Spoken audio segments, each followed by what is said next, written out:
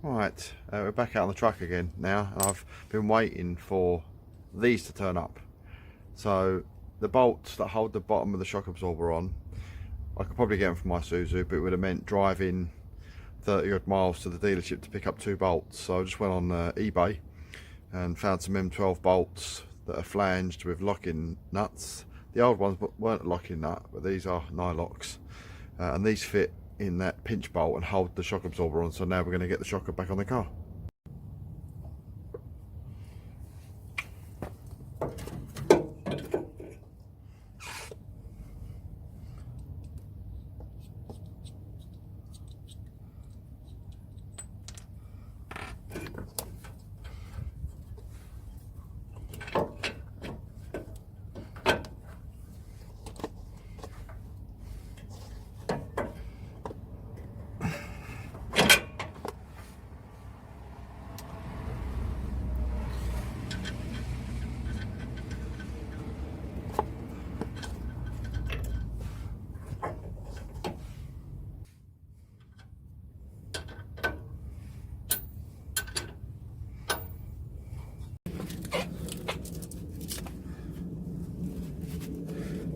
Just the pinch bolt at the bottom to do up, and the pin at the top.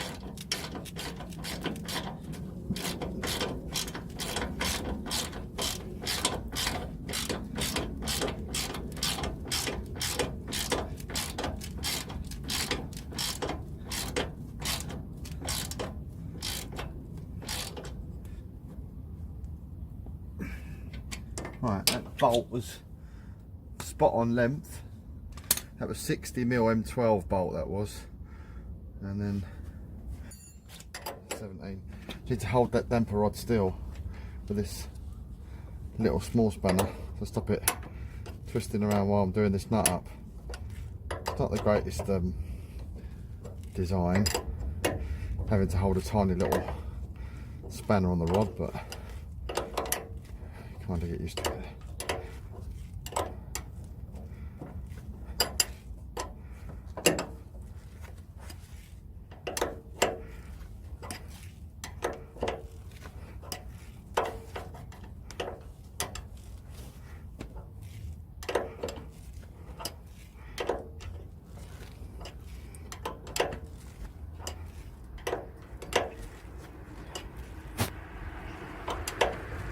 It's probably tight enough actually. I mean, I could wind it all the way up, but it's pinched those rubbers quite tightly there now. And you haven't got to wind it all the way into the bottom because it's a locking nut. So as long as the locking nut part is engaged on the threads, it could be any tightness, but that won't rattle around because they're nicely squished, those rubbers now. And as you can probably see now from inside here, all this is nice and clean. So I gave all of this a really good wire brushing. Gave it all a really good wire brushing, and I've coated the whole lot of it inside there, as much as I can get to, with Dmax, the underbody sealant. I've got to have all of the arm down there and coated it all up as much as I possibly can, just to put a stop to that, some of that surface rust. Right, now that side's done, one more shock to do on the driver's side.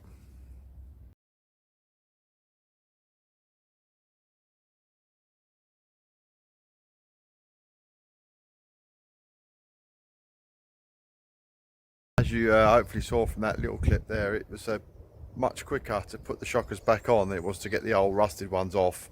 And by doing the bolt up, I've pulled that bracket nicely back in line on top of the eyelet at the bottom there. I'll just quickly go down there and show you.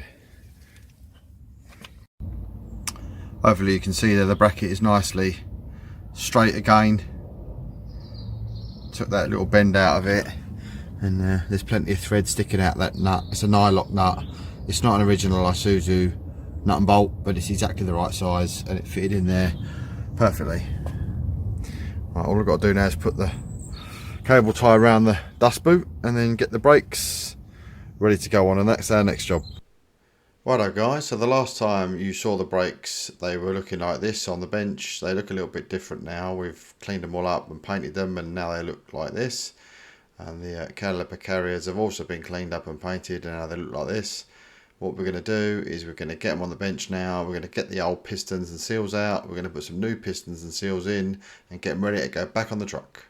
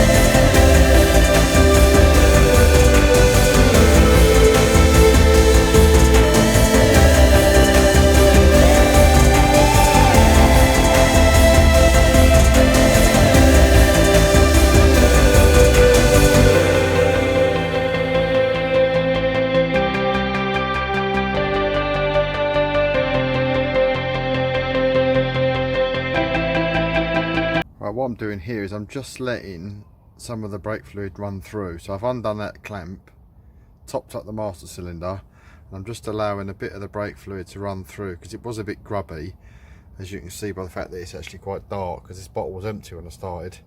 So I'm letting the brake fluid run through, and the reason for that is I don't want any of the dirty brake fluid going inside the calipers I've just cleaned. So I'm letting a bit of it run through to hopefully push any of the dirt that's sitting in the system out now, so that it doesn't build up in the caliper, so that when I put the caliper back on, it's nice and clean inside there.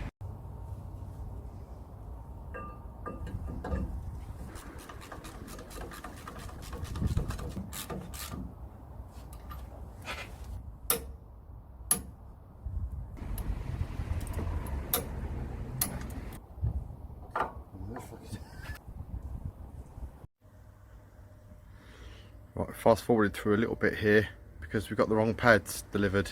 I had to go out to GSF and get the right pads, which are now on, as you can see. But there's the newly painted caliper, all fitted nicely, not too leery, a blue, all bled through. We've flushed all the fluid out.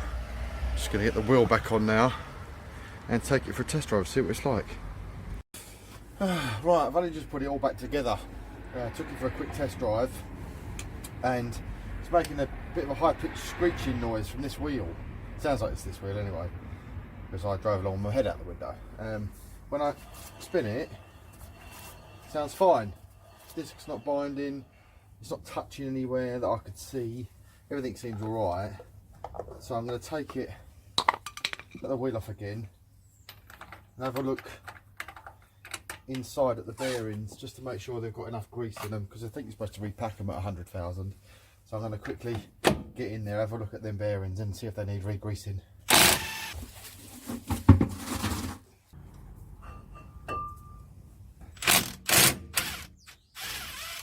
Hopefully reasonably loose.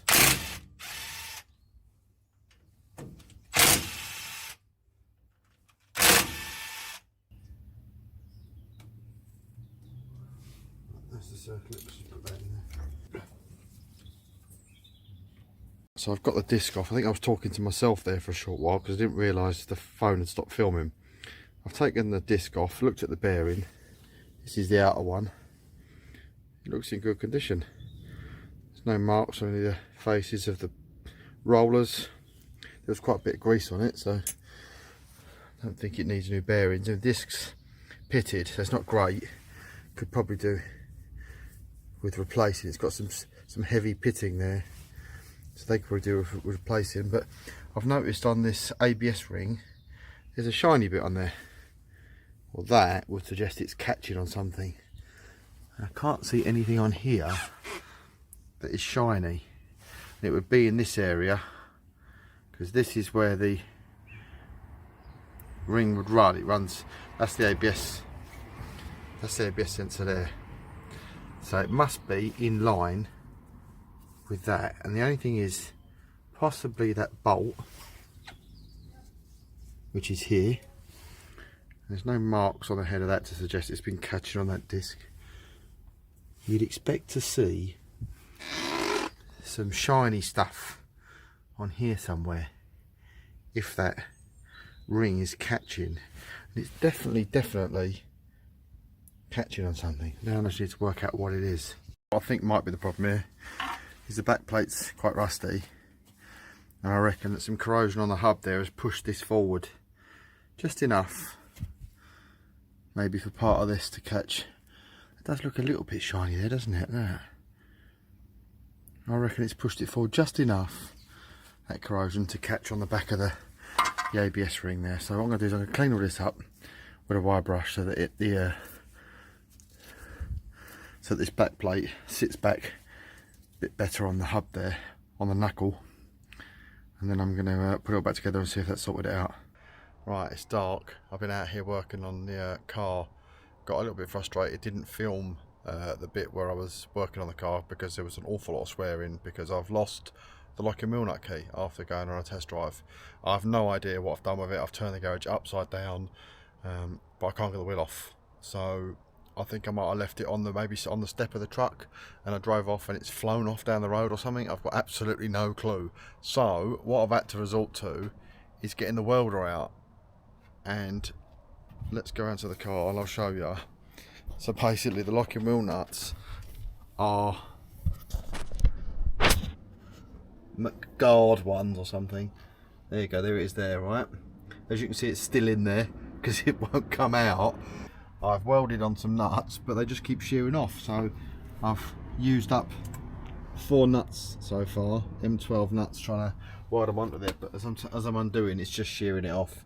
So what I've done is I've ordered some bolt strippers, which are those Irwin things that you hammer on there and then you undo it, and as you undo it, it tightens up on the nut. I'm hoping I'll get them off with that. When it comes tomorrow, the delivery comes tomorrow, I'll get them on there and I'll film my progress of me doing that up until the point where I start swearing again, and then I might cut it until they're off.